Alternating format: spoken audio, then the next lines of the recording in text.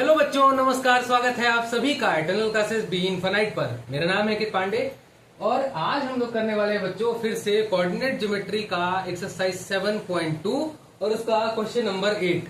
ठीक है, बाहर बढ़िया बारिश हो रही है बच्चों। ठीक है, तो चलो बारिश का मौसम है, बढ़िया से करते हैं क्वेश्चन नंबर 8। ठीक है, क्वेश्चन नंबर 8 से पहले आपको ये जान लो कि क्वेश्चन नंबर 7 तक के सारे क्वेश्चन हम लोग सॉल्व कर चुके हैं।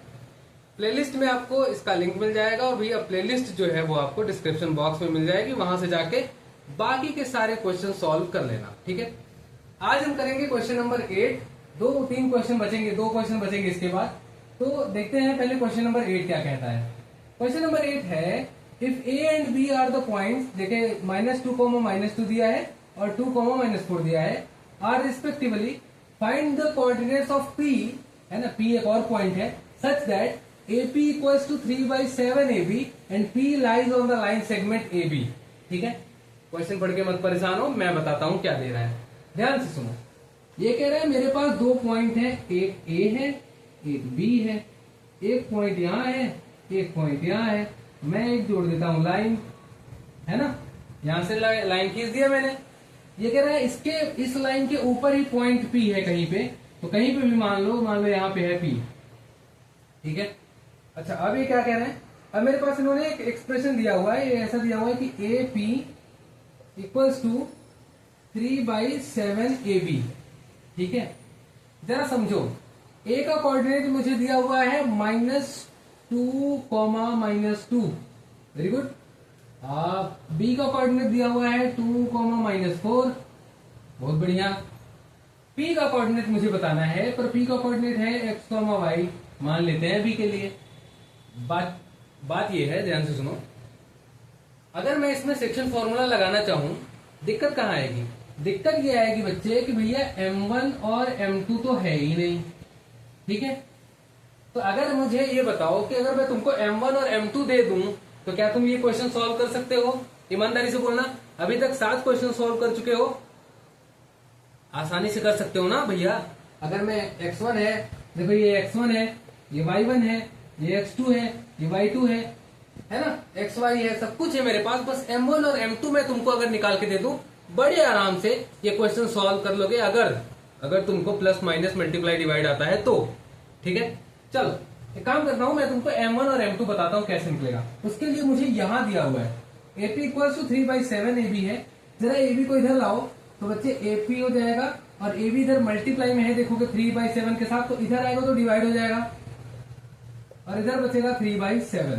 ठीक है, अब अगर तुम्हारे पास बुद्धि है, ठीक है, बड़ा दिमाग है, तो जो कि है तुम्हारे पास, तो ध्यान से सुनो, मेरे पास AP और AP जो है यहां है और AB जो है ये पूरा है। अगर मेरा पूरा लेंथ दिया हुआ है 7, ठीक है, अगर मेरी पूरी लेंथ 7 है और उसमें से AP 3 है, तो बताओ PB कितना बचेगा? अगर मेरे पास AP 3 है, ये इतना 3 है, ठीक है, यहां से यहां तक वाला, तो यहां से यहां तक बाकी कितना बचेगा मुझे बताओ? अगर ये पूरा 7 है तो 4 बचेगा ना, तो ये लो 4, बस खत्म। ठीक है, पर इसको ऐसे नहीं लिखेंगे। ठीक है, जब क्वेश्चन सॉल्व करेंगे ना तो उसको ऐसे नहीं लिखेंगे, थोड़ा सा तरीके से सीख लेते हैं यहाँ पे, बाकी तो मैंने काम कर दिया है। ठीक है, अब सुनो मेरे पास करना क्या है, यहां से AP है ना, एक काम करते हैं, क्रॉस मल्टीप्लाई कर लेते हैं। 7 का AP में करोगे तो इधर हो जाएगा 7AP क्रॉस मल्टीप्लाई। ठीक है, इधर करना, और उधर करोगे तो ये हो जाएगा 3AB। अब हमें भी बताया कि AB बेटा किससे मिलके बना है? AB मिलके बना है, AB को हम लिख सकते हैं AP प्लस PB, लिख सकते हैं, है ना। जरा देखो अब यहां से क्या निकलेगा, ये निकलेगा 7AP equals to 3AP equals plus plus plus plus plus 3PB। ठीक है, 3PB, क्या B लिखा है मैंने, ये लो 3PB। अब इसको इधर लाओ, ये हो जाएगा 7AP minus 3AP equals to 3PB होगा। यहां से जरा देखो, यहां से करोगे तो ये हो जाएगा 4AP इक्वल्स टू 3PB। अब कुछ नहीं करना है, सुनो, लेटर्स को इधर करो, नंबर्स को इधर करो। तो अगर मैं लेटर को इधर रखूंगा तो ध्यान से सुनना, AP इधर है, AP लिखा है ना, पी भी इधर मल्टीप्लाई में इधर आएगा तो डिवाइड हो जाएगा, तो ए अपॉन में चला जाएगा पी भी। 3 उधर है, 3 उधर रहने दो। ये इधर 4 इधर मल्टीप्लाई में इधर आएगा तो डिवाइड हो जाएगा, यानी एपी की वैल्यू 3 है, पीबी की वैल्यू 4 है। ये मेरे पास m1 आ गया और ये मेरे पास m2 आ गया। अब तो मेरे बच्चों को कोई नहीं रोक सकता ये क्वेश्चन सॉल्व करने से, है ना। m1 की वैल्यू 3 है, m2 की वैल्यू 4 है। लगाओ बेटा, x इक्वल्स टू, फॉर्मूला लिख लो, m1 x2 plus m2 x1 upon में m1 प्लस m2।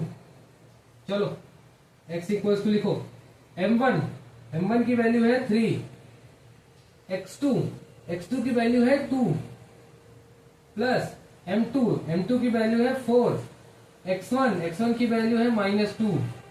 अपॉन में करोगे तो m1 प्लस m2 यानी 3 प्लस 4। x की वैल्यू निकालोगे तो ये हो जाएगा 6, इधर हो जाएगा 4 2 जा 8 पर माइनस का 8 क्योंकि -2 है, और अपॉन में 7।